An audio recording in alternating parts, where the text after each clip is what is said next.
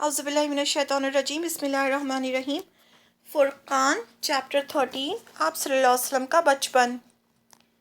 حلیمہ سعدیہ آپ صلی اللہ علیہ وسلم کو ان کی ماں حضرت آمینہ کے پاس چھوڑ کر چلی گئیں۔ آپ اپنی ماں کے پاس صرف 1 سال ہی رہ پائے۔ جب 6 سال کے ہوئے تو آپ کی والدہ آپ کو آپ کے ننیحال مدینے لے کر گئیں۔ آپ کے ساتھ ایمن جن کا نام برکہ بھی تھا وہ بھی تھیں۔ اب ایمن کون تھیں؟ وہ ایک افریقن بلیک سلیو گرل تھیں۔ وہاں آپ لوگ 1 مہینہ رکے۔ اس کے بعد وہاں سے آپ کی والدہ آپ کو آپ کے والد حضرت عبداللہ کی قبر پر لے گئیں اور خوب روئیں۔ وہاں سے مکہ لوٹ رہی تھیں تو راستے میں ابوا ایک جگہ ہے، وہاں آپ کی امی کا بھی انتقال راستے میں ہی ہو گیا۔ آپ صرف 6 سال کے تھے۔ اتنے معصوم، اتنے چھوٹے بچے اور بالکل اکیلے، نہ ماں نہ باپ۔ اس وقت میں یتیم بچوں کو اچھا نہیں سمجھا جاتا تھا، کوئی ان کی کیئر نہیں کرتا تھا، ان کی کوئی عزت نہیں ہوتی تھی۔ ایمن آپ کو لے کر آپ کے دادا کے پاس لائیں۔ آپ کے دادا کو دوہرا غم تھا۔ پہلے تو وہ اپنے سب سے چھوٹے پیارے بیٹے کو کھو چکے تھے، اب بہو بھی چلی گئیں۔ آپ اپنے دادا کے ساتھ بھی 2 ہی سال رہ پائے، وہ بھی بوڑھے تھے۔ 2 سال بعد ان کا بھی انتقال ہو گیا۔ آپ کے دادا کا مکہ میں بہت روب تھا۔ کعبے کے پاس ان کے لیے ایک کارپیٹ بچھایا جاتا تھا جس پر کسی کی ہمت نہیں تھی کہ وہ بیٹھ سکے، لیکن وہ آپ صلی اللہ علیہ وسلم کو اپنے پاس بٹھاتے تھے، آپ سے بہت محبت کرتے تھے۔ آپ کو بھی اپنے دادا سے بہت پیار تھا۔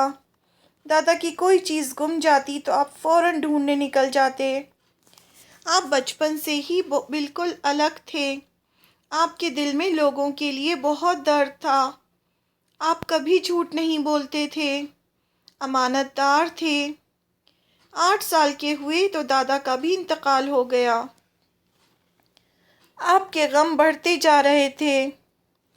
یہ جو 6 سال 8 سال یہ جب آتا ہے، یہ الگ الگ کتابوں میں الگ الگ آتا ہے، کسی میں 7 سال ہے، کسی میں 8 سال ہے، کسی میں 6 سال ہے، تو یہ واللہ علم، اللہ تعالیٰ بہتر جانتے ہیں۔ آپ کے غم بڑھتے جا رہے تھے۔ آپ دادا کے جنازے کے پیچھے پیچھے روتے ہوئے جا رہے تھے۔ اب تو آپ کا دنیا میں کوئی بھی نہیں تھا۔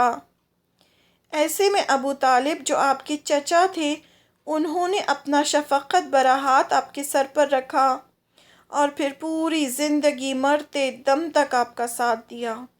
آپ کے جو چچا تھے ابو طالب، انہوں نے پھر آپ کا پوری زندگی مرتے دم تک آپ سے محبت کی اور آپ کا ساتھ دیا۔ لیکن ابو طالب کے حالات اچھے نہیں تھے، ان کے ڈھیر سارے بچے تھے۔ جب کھانا رکھا جاتا تو سارے بچے کھا لیتے اور آپ بھوکے ہی اٹھ جاتے۔ آپ کبھی کسی سے کوئی شکایت نہیں کرتے تھے۔ ابو طالب نے یہ بات محسوس کی تو اپنی بیوی سے کہا کہ آپ کا الگ دھیان رکھا کریں۔ آپ کو اپنے چچا کا خیال تھا۔ آپ نے ان کی ہیلپ کرنے کے لیے مکہ والوں کی بکریاں چرائیں۔ بکریوں کو دور پہاڑ پر لے جاتے، مکہ کی دھوپ میں بکریاں لے کر جاتے تو پیسے ملتے، وہ آپ اپنے چچا کو دیتے۔ ایسے میں ایمن جو بلیک افریقن سلیو گرل تھیں، یعنی آپ صلی اللہ علیہ وسلم کے جو والد تھے ان کی لونڈی تھیں، وہ ان کی غلام تھیں، اور وہ افریقن تھیں، اور وہ جب آپ صلی اللہ علیہ وسلم کے والد کا انتقال ہوا تھا تب بھی وہ آپ صلی اللہ علیہ وسلم کی ماں کے ساتھ تھیں، پھر جب آپ پیدا ہوئے تب بھی وہ ان کی ساتھ تھیں، پھر بعد میں بھی انہوں نے آپ صلی اللہ علیہ وسلم کا خیال رکھا۔ انہوں نے آپ کو ماں کا پیار دیا، وہ آپ کا بہت خیال رکھتی تھیں۔ آپ صلی اللہ علیہ وسلم نے بھی یہ رشتہ زندگی بھر نبھایا۔ آپ بھی ان سے بہت محبت کرتے تھے۔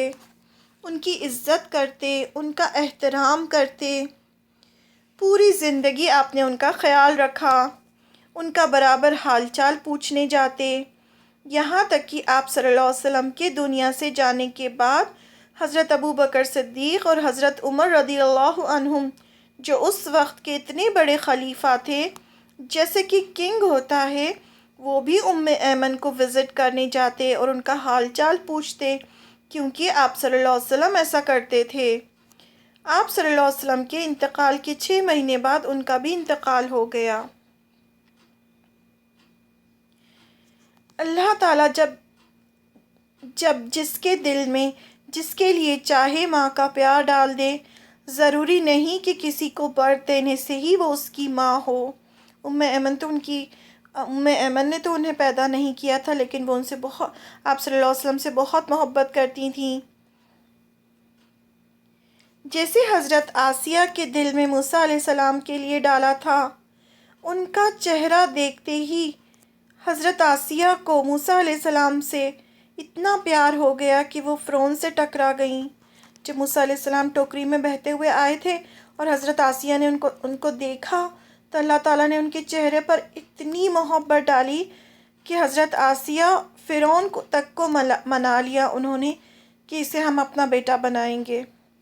جبکہ فرعون بہت ظالم تھا، حضرت آسیہ سے بھی اس نے زبردستی شادی کی تھی۔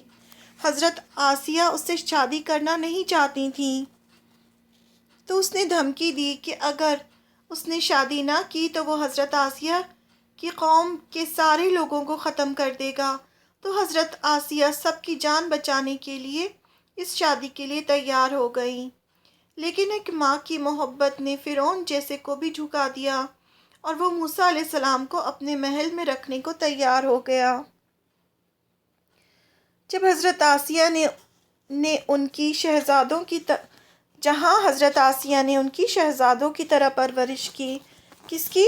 یہ موسیٰ علیہ السلام کی،